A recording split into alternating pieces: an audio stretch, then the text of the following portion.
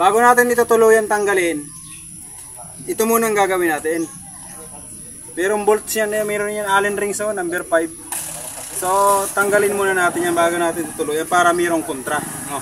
Sa pagtanggal nito, meron yan Allen rings ayan sa ilalim. So para makuha nyo yan, ang gagawin natin yan, gagamit tayo ng impakan nyo muna, itaas-taas nyo impakan natin.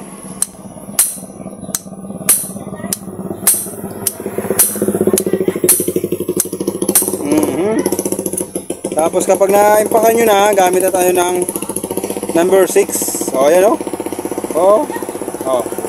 Ano na, easy lang. Yun o.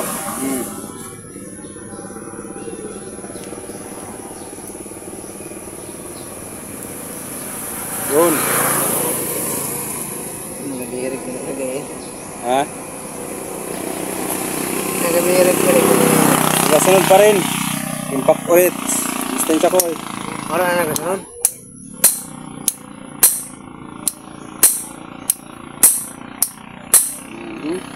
Wala na nagasunod. Si ate. Yun no? Oo.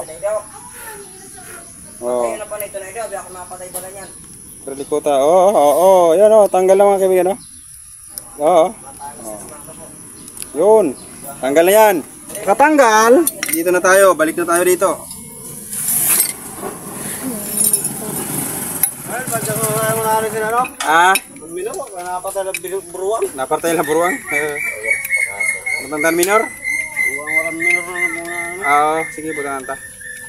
Ay, dalilin eh. Hoy! Ayan. Tapos tanggalin nyo mga kaibigan. Ganito lang yan, oh. Hop. Hop. Yun. Tanggal na. Tapos, buhaw natin ang spring. Ang spring, ayan, oh. Ayan, oh. Sobrang dumi. Yun. Daskap natin. Sa pagtanggal niyan, easy lang yan. Ha? For beginners. Sakto yan. Okay. Yan o. Ayun. Tanggal na natin ang dust cap. Pag natanggal natin ang dust cap, ibig sabihin, mayroon pa yan sa loob. No? Ang sa loob niyan, ayan dito ng ating ano. Ito, pairogs na ko eh. Tanggalin natin ang spring tas ko eh. Yun. Tanggal natin ang ano, lock ng ating oil seal. Tanggal natin.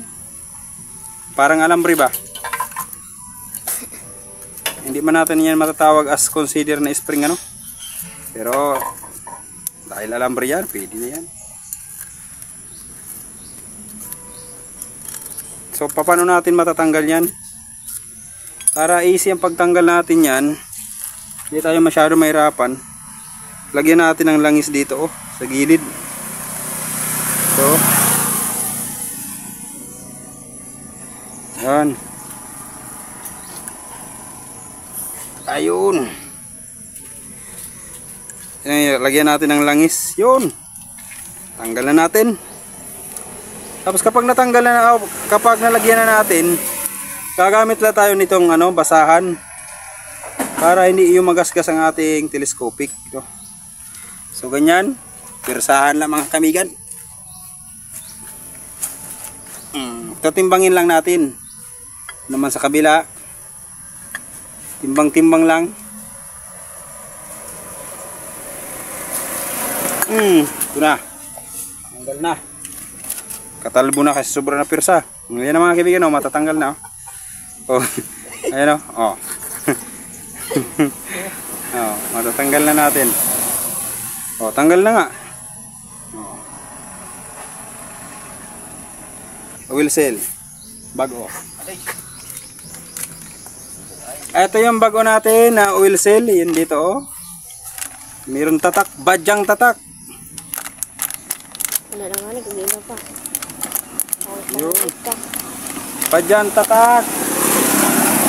So paano natin ito ilalagay? Marami na akong content nito no. Halos 3 na ulit. Pero gusto ko pa rin mag-content nito pang kayo ay matutuli, no? So dito makikita natin dito sa ano, meron siya mababaw na uka, hindi to. Dito malalim. Dito malalim, malalim. Dito mababaw. Ibig sabihin, yung malalim pag ganyan siya. So pag ganyan siya, pababa. Yan, pag ganyan siya. Make sure na pantay ang pakapukpok natin upang hindi masira yung ating oil cell. So sa paglalagay yan, ganyan.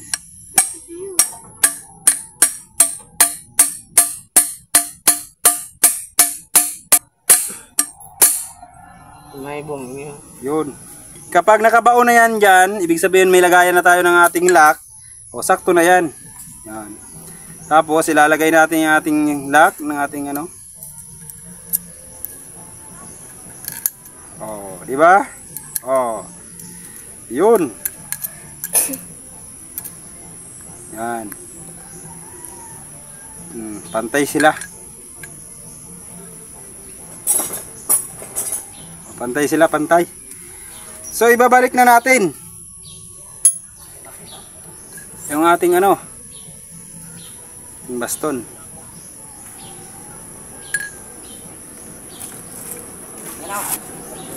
Ibabalik na natin ang ating dust cap. So sa ating dust cap,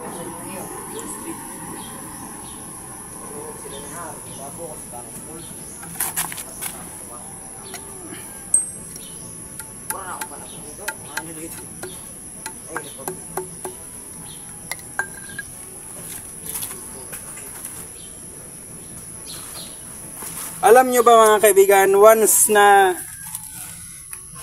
hindi pantay itong ating oil cell, once na hindi pantay ang ating oil cell sa pakalagay niyan, magkakaroon ng damage ang ating baston. Ayan o, tingnan nyo. Ayan o. Ayan o, kung nakikita nyo, gas-gas na yan o. Ayan o. Bakit nagkagasgas yan? Kasi ano siya, hindi straight yung tumok, hindi. Yung ano ng baston, hindi straight. Parang ganyan.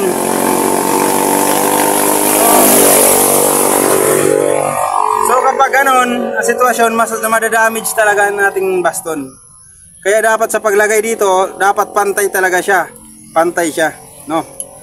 So ilalagay natin. So paano ang paglagay nito mga kaibigan? Dito sa loob, meron itong ano, meron nakalagay dito.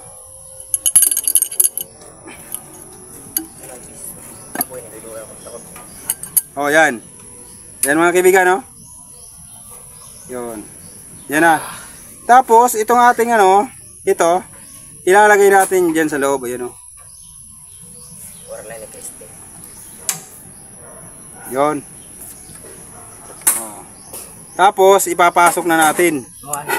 Ha? Dito ini sa duyo ini. Dito ini sa duyo.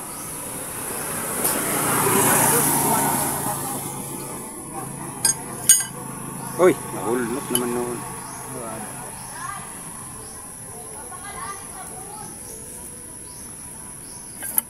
Yan.